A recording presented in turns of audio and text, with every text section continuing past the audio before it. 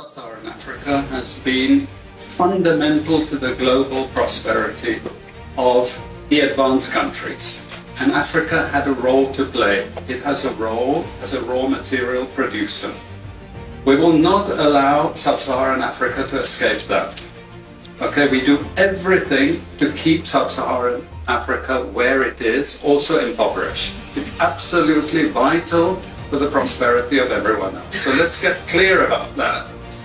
Okay, and this means all the economic structures, all the global institutions, and the economics we teach everyone is all designed to keep Africa exactly where it is. And whether it is Europe or US or now China, it's always the same. We need Africa to be impoverished because we need those raw materials and we need them dirt cheap. Okay, so that's the message. It doesn't mean to say that there's nothing Africans can do. Of course there is. This is what it's about. Because if Africa does do something different, I assure you living standards of all those in Europe and North America and Asia is going to fall. Okay? And that is a big price to pay. I assure you that the West is not going to allow that without a big fight. Okay, so the job of many Western academics is to convince Africans they have to keep doing what they're doing. Okay, and to show them it's your fault that you're poor. It's not our fault. It's your fault that you're poor. You know, so this is what we do in academic institutions. We know the basic forces that have caused this underdevelopment.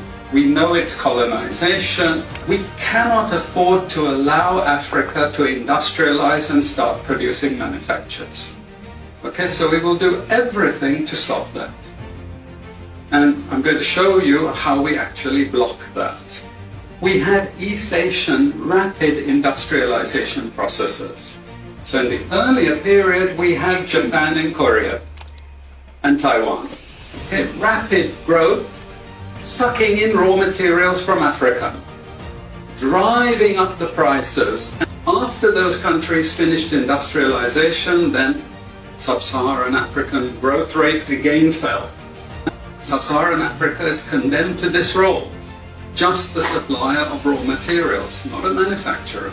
The currencies are collapsing of these countries, and many of them are Sub-Saharan African countries.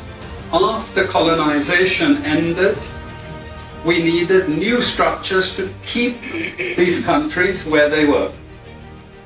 Okay? And the first of those is aid. Okay? We give them aid. Aid for what? Actually, we give them aid to keep repressive regimes in power. That's all. All the hypocrisy about transparency and democracy and bullshit like that, it's all bullshit. But it would go to country after country offering loans. And if the president did not accept the loan, they were killed.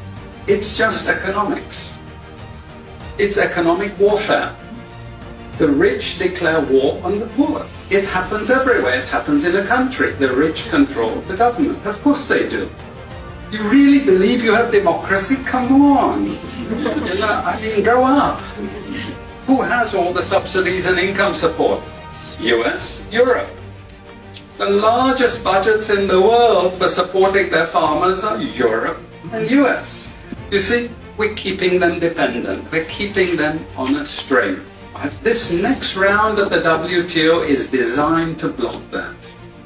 To block anyone else getting on top of the ladder.